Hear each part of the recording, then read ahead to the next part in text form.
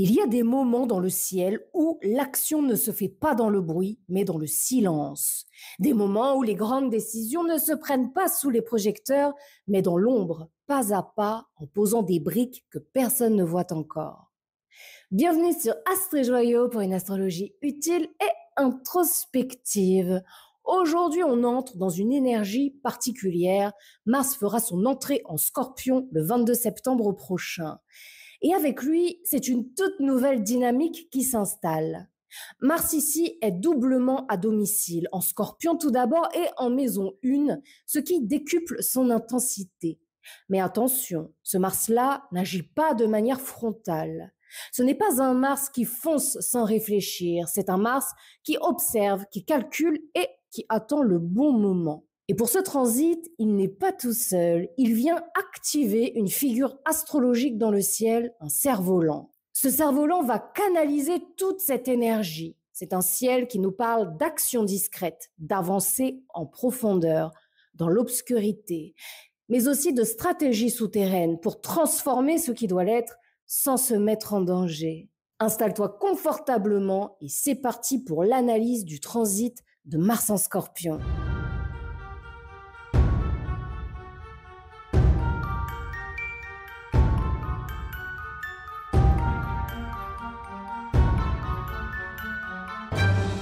Mars est le moteur de ce thème. Il est doublement chez lui. Il est en Scorpion et en maison 1, ce qui décuple sa puissance. En conjonction avec la part de fortune, il nous dit clairement l'accomplissement vient de l'action, mais pas n'importe laquelle. Ici, l'action doit être calculée, stratégique, posée avec lucidité.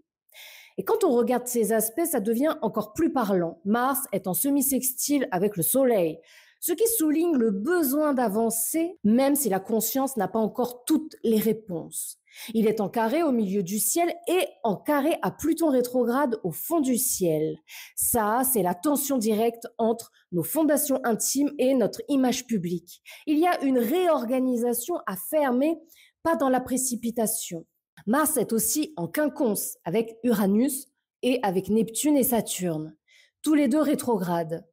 Autant dire que l'énergie doit s'ajuster en permanence. On agit, mais en corrigeant le tir. On pose quelques briques et on réajuste, en sachant que le plan n'est pas encore parfait, mais c'est OK. Enfin, il est en opposition au descendant et à Chiron en maison 7. Et ça, c'est une clé vraiment essentielle. L'action, pour l'instant, ne doit pas être tournée vers l'autre. Ce que tu fais, ce que tu décides, ce que tu prépares, c'est pour toi, c'est pour ta petite pomme. Pas besoin de l'exposer à ton partenaire, à tes associés, ni même à ton entourage. Au contraire, là, ce Mars dit vraiment, fais les choses pour toi, avance en sous-marin, ne les présente pas encore aux autres. Attention, je tiens quand même à préciser que ici, je ne transmets pas une de mes valeurs, une croyance que j'ai. Là, vraiment, je suis en train de lire factuellement ce que le thème me dit à cet instant. Le message ici, c'est vraiment que ce n'est pas en attendant d'avoir toutes les solutions qu'on avance, mais en posant dès maintenant quelques jalons, même si ces jalons sont imparfaits. Et c'est précisément en agissant de manière discrète, vraiment protégée, que la dite chose pourra se matérialiser avec force. Alors, on va regarder d'un peu plus près le cerf-volant. Donc, on retrouve le Soleil en maison 11, Uranus en maison 8, Pluton rétrograde en maison 4 et le milieu du ciel en Lion. Alors déjà, qu'est-ce qu'un cerf-volant ? Un cerf-volant dans un thème, c'est vraiment une énergie qui circule facilement, mais qui est comme canalisée vers un point précis. Ici, l'énergie, elle est énorme et elle n'est pas dispersée, elle est vraiment dirigée. Le Soleil en 11 parle des projets collectifs, de réseaux, de notre place dans le groupe. Uranus en 8 apporte des révélations, parfois inattendues. Je parle de révélations qui plus est parce que Uranus ici est en Gémeaux. Donc, autour des héritages, des crises, de l'argent. Pluton rétro en maison 4 nous ramène aux racines, au foyer, aux fondations intimes qui demandent une transformation profonde. Et tout cela converge vers le milieu du ciel en Lion. En plus, au degré 0 du Lion. Donc vraiment, le degré 0, c'est toujours le degré qui initie l'énergie. Donc, Ici, le MC en lion, c'est la direction de réalisation, l'image que l'on donne au monde, la vocation que l'on est en train de dessiner quelque part. Et ce n'est pas du tout abstrait, parce que l'axe 2-8 est activé ici, ce qui veut dire que les enjeux sont très très concrets. Ça parle de ressources, ça parle d'argent, de sécurité, de dépendance ou d'indépendance. Tout ce que je commence à préparer maintenant, en silence, attention, discrètement, va orienter ma place dans le monde et la manière dont je vais rayonner demain. Dans cette carte, Vénus se trouve en 10, en Lion, très proche de la cuspide de la maison 11. C'est la maison de l'image publique, de la reconnaissance, de la manière dont on rayonne aux yeux des autres. Mais cette Vénus, elle est sous tension. Elle reçoit des aspects vraiment difficiles, Uranus, Junon, Vesta, le quinconce à Pluton. Alors, qu'est-ce que ça veut dire concrètement? Eh bien, que l'image que l'on renvoie au monde ou la manière dont on aimerait être reconnu est très fragilisée en ce moment. C'est une Vénus qui n'a pas la liberté de briller comme elle le voudrait, parce que des tensions viennent la freiner, je dirais même la bousculer un petit peu. Alors, factuellement, ce n'est pas le moment de tout montrer ni d'exposer tes projets trop tôt, de t'exposer trop tôt. L'image publique, là, peut être instable. Et si tu révèles trop vite ce que tu es en train de construire, tu risques de t'attirer jalousie, critique, ou simplement l'influence négative, tu vois, des peurs des autres. Les autres nous renvoient leurs propres peurs, et très souvent, en réalité, c'est parce qu'ils nous aiment et qu'ils veulent notre bien, et ils ne se rendent pas compte. Mais nous aussi, on le fait sur les autres. Hein.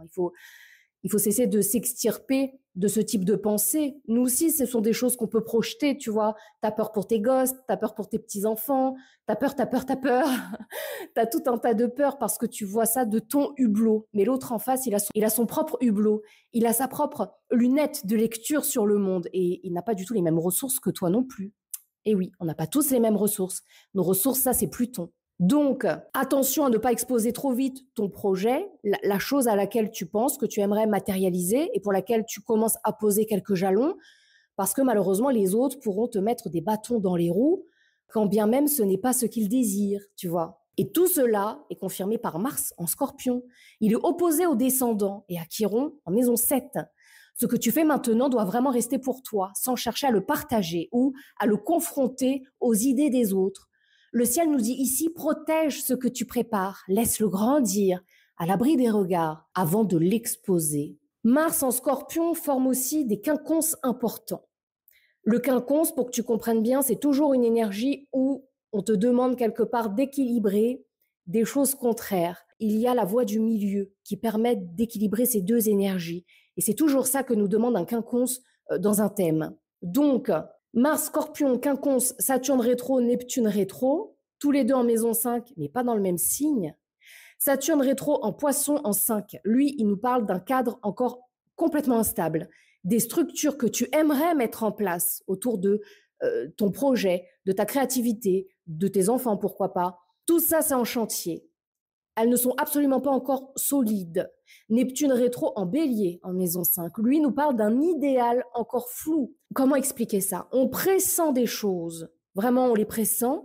Il peut même ici y avoir une notion de rêve, parce que le début de la maison 5 se fait en Poisson, avant de basculer dans l'énergie du Bélier, où Neptune, qui maîtrise le Poisson, se retrouve dans cette même maison rétrograde, mais en Bélier, qui plus est au degré 0 du Bélier, donc vraiment le degré de l'initiative. Donc vraiment, on ne voit pas clairement le chemin, mais on sait qu'on se dirige dans la bonne direction, on le sent aux tripes, avec l'énergie du Bélier.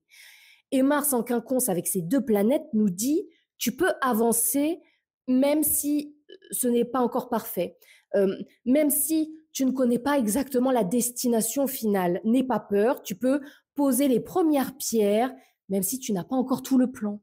C'est ensuite en posant pierre par pierre que tu vas pouvoir réajuster. Et réajuster selon quoi? Eh bien, selon ce qu'il se passera dans ton environnement, je dirais factuellement dans ta vraie vie, tu vois.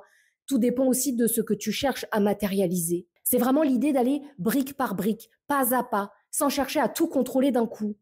Mars en Scorpion rappelle qu'un mouvement discret et stratégique vaut mieux qu'une attente stérile. Tu ajustes, tu corriges, mais tu avances avec le Mars en Scorpion, surtout en maison 1. Alors au final, qu'est-ce que le ciel nous raconte? Eh bien d'abord que tu n'as pas besoin d'avoir tout compris pour agir. Ce n'est pas le moment d'attendre la perfection ou le plan final. Ce serait réellement une erreur. Parce que attention avec l'énergie du scorpion, elle est très chouette cette énergie lorsqu'on l'utilise, lorsque on est vraiment dans une utilisation active de l'énergie, surtout en maison 1. Si on reste dans la passivité, cette énergie risquera de se retourner contre toi. Et qu'est-ce qui me dit ça là dans le thème que je regarde en même temps que toi? C'est Neptune rétrograde, 0 degré du bélier. Attention à l'illusion qui pourrait te dire que c'est en attendant d'y voir plus clair que tu pourras commencer à t'activer. Là serait une grave erreur. Je ne sais pas exactement pourquoi. Tout va dépendre, le pourquoi, ça va être l'axe dans lequel ça va se dérouler pour toi, quelle maison est activée pour toi. Mais vraiment, avec un Mars en Scorpion, ça peut nous parler de trahison, ça peut nous parler de projets avortés. La maison 8 est aussi la maison de l'avortement.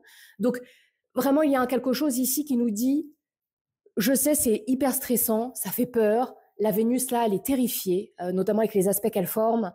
Mais vraiment, rassure-toi, fais les choses avec instinct, pose les briques doucement dans l'ombre, ne les présente pas au monde, et le moment venu, ce sera possible. Donc ça, c'est vraiment la deuxième notion, que tu peux commencer discrètement, vraiment en soum-soum, tu vois, sans te mettre en danger. Mars en Scorpion, c'est un stratège, c'est vraiment l'un des plus grands stratèges du zodiaque. Il prépare les choses, il calcule, il choisit son moment. Chaque pas que tu poses maintenant, aussi petit soit-il, prépare ta sécurité future, ton foyer, ton alignement aussi. Et avec Mars conjoint à la part de fortune, en balance, regarde, au 29e degré, le message est, c'est en agissant, même stratégiquement et en silence, que tu trouves l'accomplissement. Le 29e degré ici de la part de fortune en balance nous dit exactement la même chose que Neptune rétrograde degré 0 du bélier en maison 5, à savoir si tu attends, si tu es dans l'attentisme, si tu n'es pas proactif, là, l'énergie pourra se retourner contre toi et tu n'accéderas pas à cette fortune. Mars en Scorpion, maison 1 nous dit, je peux accéder à cette fortune si je pose mes jalons discrètement dans l'ombre et que je me prépare, tu vois. On passe maintenant à la partie axe par axe. Alors comme toujours, je le rappelle, c'est très important, il s'agit d'un amuse-bouche, une lecture générale. Il permet de repérer les grandes dynamiques du moment. Mais pour savoir ce que ce transit de Mars en Scorpion représente concrètement pour toi, il est impératif de regarder les aspects que Mars forme dans ton thème natal. C'est là que l'interprétation devient vraiment précise et factuelle. Donc, comment repérer ton axe? Alors, c'est très simple. Regarde dans ton thème natal où tombe le degré 0 du Scorpion. Est-ce que ce degré tombe dans ta maison 1? Dans ce cas-là, il active ton axe 1-7. Dans ta maison 7, eh bien, il active ton axe 1-7 également. Ta maison 3 active ton axe 3-9, etc., etc. Une fois que tu as repéré eh bien, l'axe qui est le tien, tu peux écouter la partie qui correspond à ton axe pour avoir une idée de l'ambiance. Encore une fois, prends-le comme une trame générale.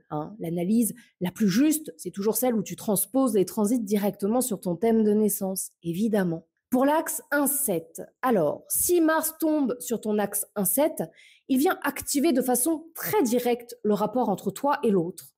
La maison 1, c'est ton identité, la manière de t'affirmer. La maison 7, c'est l'autre, le conjoint, le partenaire, l'associé, mais aussi l'adversaire. Attention.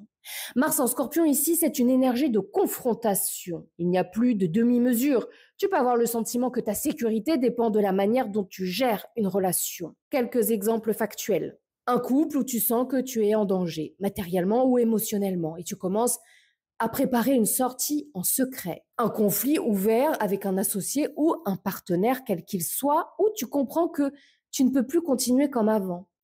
Ça peut être aussi une prise de conscience que certaines personnes représentent une menace pour ton équilibre, que tu dois agir pour te protéger. Dans tous les cas, ce transit peut mettre en lumière des relations toxiques, violentes, ou en tout cas profondément déséquilibrées. Donc la clé du transit ici, c'est d'éviter l'affrontement direct qui pourrait te mettre en vulnérabilité, voire pour certains d'entre vous, en danger. Mars en Scorpion te demande d'être stratège, agir en sous-marin, préparer ton indépendance, renforcer ta sécurité sans tout dévoiler. Tu gagnes en puissance quand tu agis dans l'ombre, sans te laisser happer par un rapport de force trop frontal. Évite absolument le rapport de force frontal lors de ce transit. Vraiment. Pose tes jalons dans l'ombre. Parce que peut-être que de mettre fin à telle ou telle relation de manière trop frontale va t'exposer à une forme de danger, tu vois. Réfléchis, analyse la situation et pose des actes qui te permettent ensuite, je dirais, de te dévoiler en toute sécurité. Pour l'axe de 8, si Mars tombe dans ton axe de 8, il vient activer les questions de sécurité, mais de ressources financières, pécuniaires, immobilières. Ça nous parle aussi d'intimité ici. La maison 2, ton argent, ton lieu de vie, ton estime de toi. La maison 8, l'argent et les biens, mais partagés. Par exemple, l'argent du couple, c'est en maison 8. Ton compte à toi, à ton nom, c'est en maison 2. Tu vois la différence entre les deux? C'est ça, quand on parle de ressources partagées, c'est assez simple en fait. C'est toutes les ressources qui sont partagées entre toi et un tiers.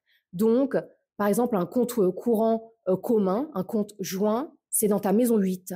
Donc, ça peut être aussi les dettes, les héritages, mais c'est aussi la sexualité, la maison 8, les secrets, ce qui se joue dans l'ombre. Donc, Mars en Scorpion, ici, peut réveiller des tensions. On touche aux bases de la survie matérielle et affective. Donc là, c'est vraiment un transit important dans l'axe de 8. Quelques exemples factuels. Une remise en question de ton autonomie financière ou des conflits autour de l'argent partagé avec ton conjoint ou un associé. Ça peut être aussi la découverte que le partenaire n'est pas transparent sur ses ressources, qu'il cache des dettes ou qu'il ment sur ce qu'il gagne. Ça peut être aussi une crise dans la relation intime avec, oui, c'est possible, des infidélités, infidélités sexuelles, des jalousies ici, des manipulations ou des secrets de ces dites choses qui se révèlent à toi. Ça peut être aussi un projet immobilier ou une succession qui réveille des tensions familiales ou des tensions intérieures sur ce que ça vient te rappeler à toi. Tu vois, lorsque tu te retrouves dans cette position de vulnérabilité, par exemple de transition entre deux éléments, entre deux maisons, comment dirais-je? Il faut comprendre quelque chose avec l'énergie du Scorpion qui est l'une des énergies les plus complexes du zodiaque. Pourquoi? Parce que le Scorpion est un signe fixe. Le Scorpion, il aime les choses qui sont inchangées.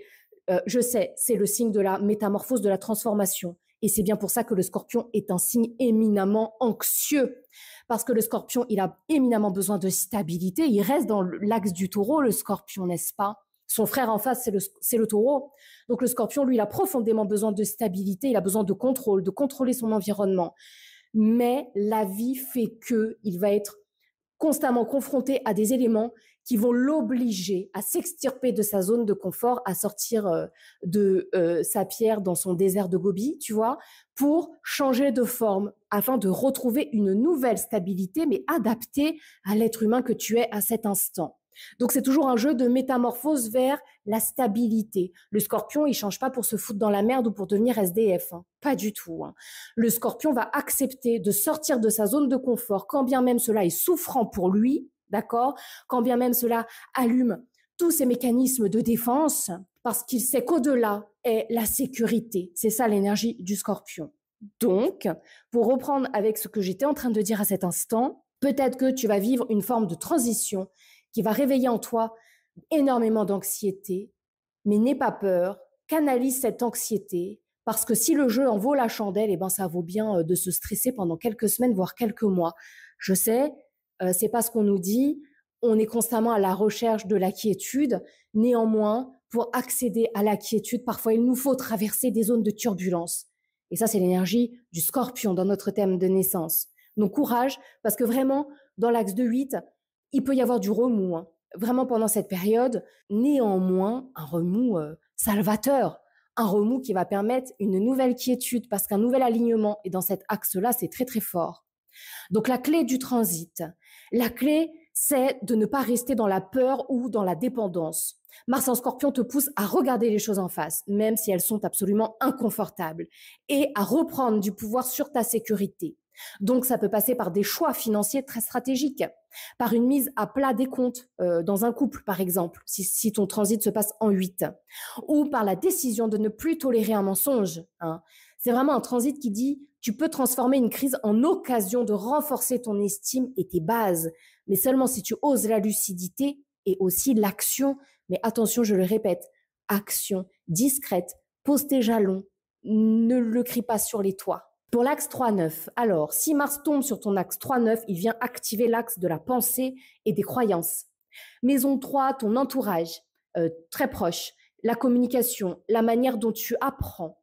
Maison 9, tes convictions, tes études, tes voyages, ta vision du monde. Avec Mars en Scorpion, cet axe ne peut plus fonctionner en surface. Tu peux avoir vraiment l'impression de voir quelque chose que les autres n'ont pas encore vu ou n'ont pas encore compris. Comment dirais-je? Ce transit va créer un décalage entre toi et ton entourage parce que il y a des choses que tu vas comprendre, que tu vas capter, mais que l'autre en face ne voit pas encore. Mais certainement que ceci est un cadeau du ciel. Pourquoi? Eh bien, le fait que tu aies un coup d'avance va te permettre de poser tes jalons un coup avant les autres. Je sais, on dirait que je suis... En fait, je m'écoute parler là et vraiment pour avoir l'impression que je suis en train de vous dire de vous comporter comme des salauds, mais c'est pas ça, hein. Et d'ailleurs, ça ne fait même pas partie de mon système de valeurs à moi.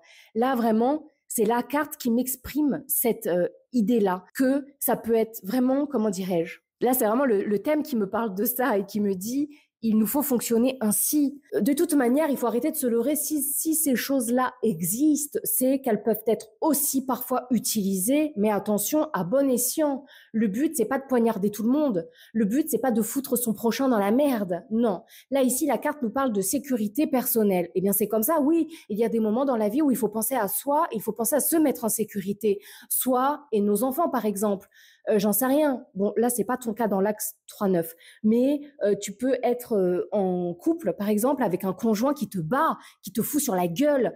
Et si tu lui annonces texto, je me casse, ben peut-être qu'il va te buter. Donc peut-être que c'est quand même mieux de poser ses jalons avant, tu vois, trouver un logement, faire en sorte de poser les jalons qui vont te permettre de t'extirper de cette situation dans la non-violence. Et c'est à cela que va nous servir l'énergie de Mars en Scorpion à cet instant. Donc voilà, je ne sais pas pourquoi j'ai donné cet exemple ici, mais bon, peut-être que ça pourra vous servir ici dans une forme de stratégie de... Oui, parce que c'est quand même l'axe de ton entourage proche. Et là, en plus, c'est l'axe de la pensée. Donc, effectivement, ça peut aussi concerner des personnes qui auront ce transit dans l'axe 3-9. En tout cas, je vais reprendre mon fil. Donc, tu peux avoir l'impression de voir quelque chose que les autres n'ont pas encore compris et ça va créer vraiment un décalage. Quelques exemples factuels. Donc concrètement, ça peut être comprendre que tes valeurs ou tes croyances ne collent plus du tout à celles de ta famille, de ton entourage proche, et commencer à préparer un autre chemin de pensée. Mais ça peut être très discret, hein, sans en parler tout de suite. Parce que par exemple, si tu vis dans une famille très religieuse et que toi, tu décides par exemple de t'extirper de cette religion, parce que pour toi aujourd'hui, il n'y a plus de sens là-dedans, eh bien, ça peut être très difficile aussi d'en parler à sa famille. On peut vivre ici du rejet, tu vois, de l'exclusion, une forme de honte. Le Scorpion, c'est aussi le signe de la honte. Je ne dis, attention, hein, je ne suis pas en train de dire que parce que tu as beaucoup de placements en Scorpion, tu devrais avoir honte ou je ne sais quoi. Non, c'est juste que factuellement, là où il y a l'énergie du Scorpion dans notre thème, c'est un endroit où on a pu ressentir une forme de honte, mais qui à terme devient une puissance incroyable. Attention, avec l'énergie du Scorpion. C'est avoir les qualités de tes défauts. En tout cas, il peut y avoir quelque chose ici autour justement des croyances, et notamment religieuses. Ça peut être aussi te lancer dans un projet d'études ou de formation, ou même d'expatriation pour le coup, mais vraiment le préparer en sous-marin, sans l'annoncer à tout le monde, parce que les autres pourront te mettre des bâtons dans les roues, que ce soit vraiment en tant qu'ennemi, hein, avec des gens qui veulent t'en foutre plein la gueule pour te faire jeter tes rêves quelque part, tu vois, à la poubelle, ou parce qu'ils t'aiment et qu'ils ont peur pour toi. Et donc, te dire, mais ça va pas, puis tu vas aller vivre dans tel pays, mais tu sais, tu n'auras pas le même système de santé, tu n'auras pas le même système d'éducation si tu as des enfants, ou même pour toi-même. Mais tout ça, ce ne sont que les peurs des autres. Ensuite, ça peut être aussi ressentir que certains de tes échanges quotidiens sont devenus toxiques ou alors stériles. Et choisir de prendre du recul, de couper, tu vois, mais en silence, hein, plutôt que d'aller au clash. Attention, avec l'énergie du Scorpion, il est impératif d'éviter le clash. Pourquoi? Le Scorpion, c'est un signe, lorsqu'il devient mature, qui comprend absolument qu'il ne faut pas aller jusqu'au clash parce que si on arrive jusque-là, il y a la mort symbolique ou factuelle d'un des deux.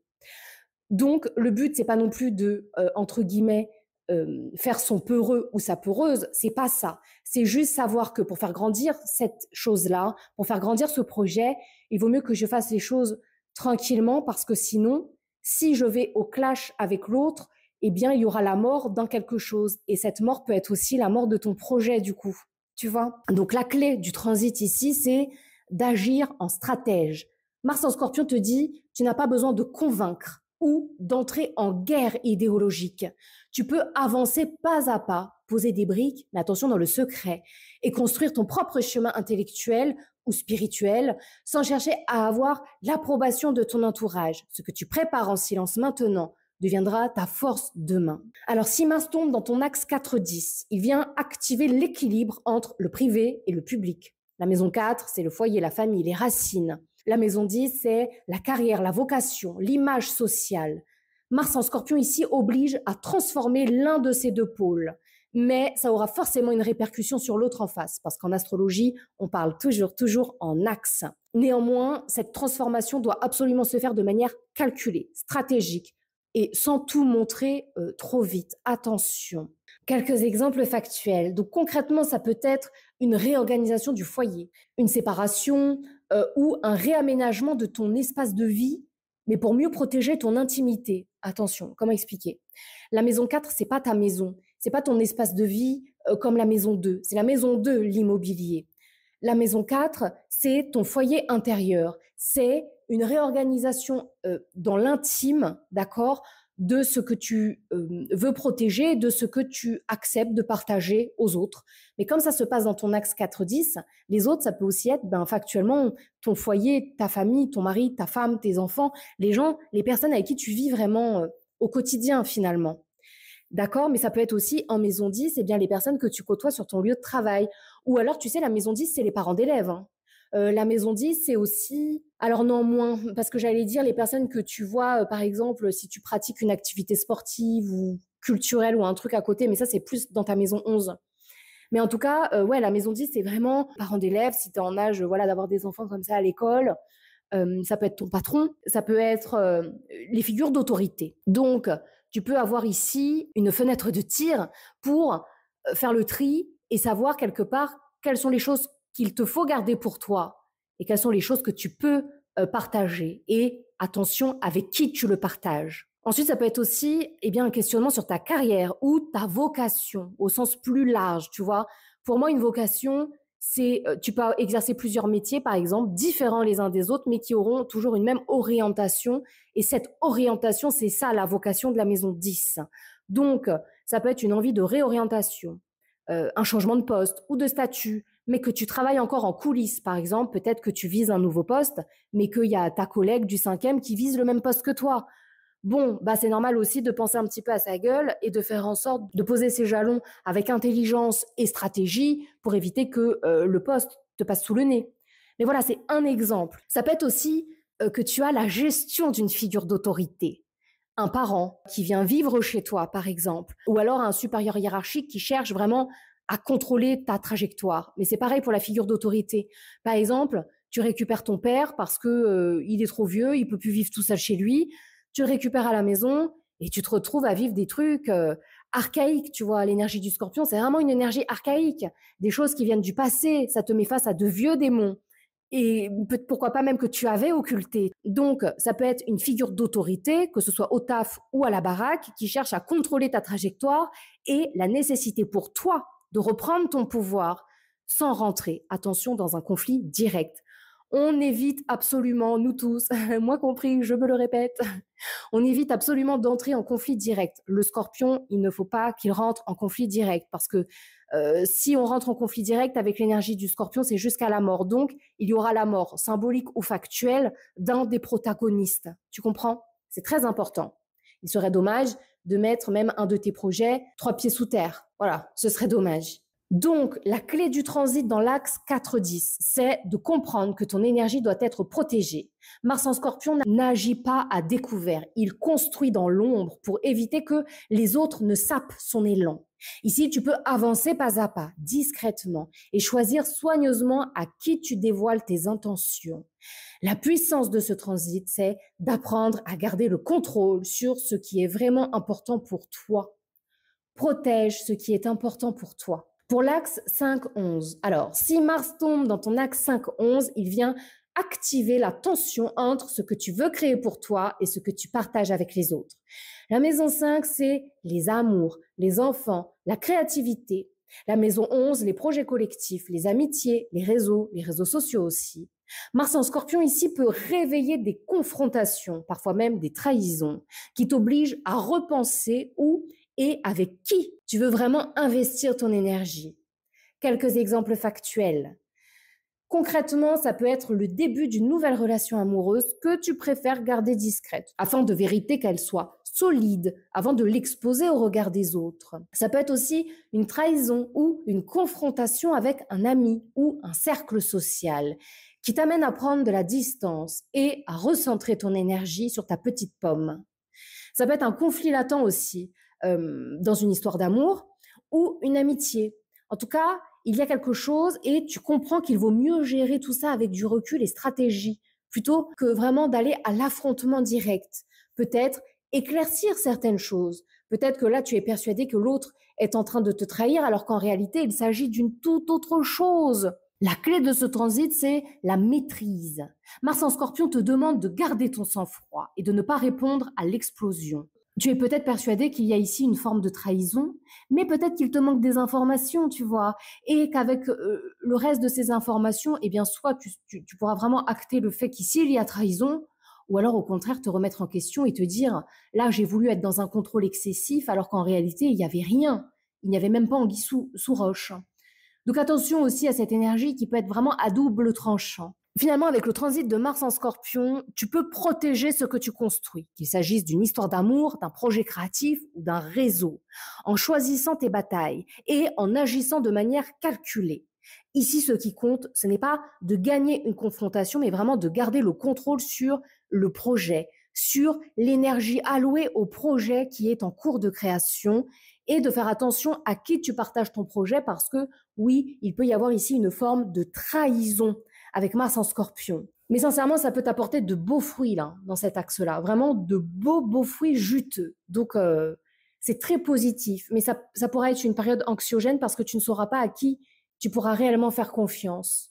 Mais c'est pas grave, ça va te permettre d'affûter ton flair, je dirais. Pour l'axe 6-12, alors si Mars tombe dans ton axe 6-12, il vient activer l'équilibre entre ton quotidien concret et ce qui se joue dans l'invisible. La maison 6, c'est ton travail, ta santé, tes habitudes de vie. La maison 12, c'est l'inconscient, les rêves, les épreuves cachées. Mars en Scorpion, c'est pas un transit qui te laisse dans la passivité, hein, pas du tout.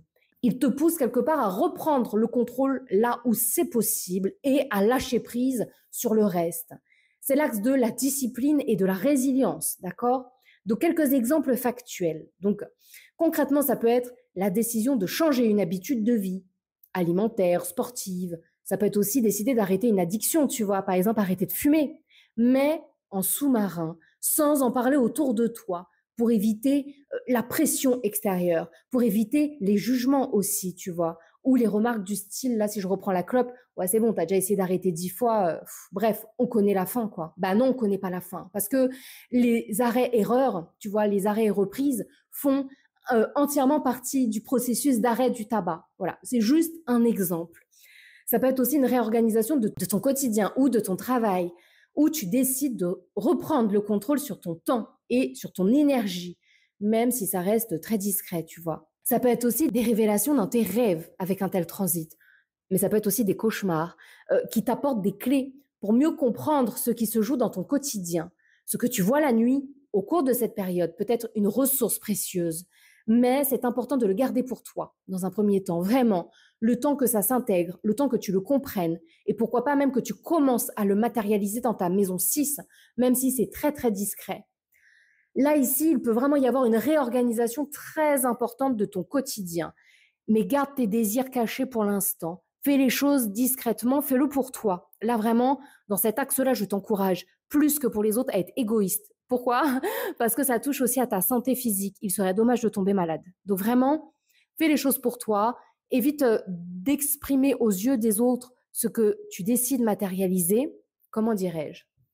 Là, c'est une étape où les derniers jalons doivent se poser dans l'obscurité.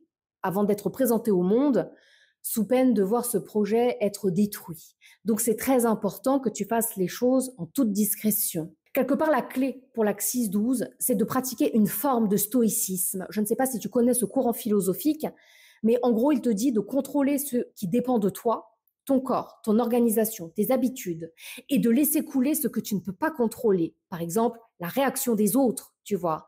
Mars en Scorpion te demande d'opérer une petite mort, laisser mourir certaines habitudes pour en créer de nouvelles, mais sans les exposer. C'est en agissant discrètement, avec constance et intensité, que tu construis les fondations solides dans ton quotidien.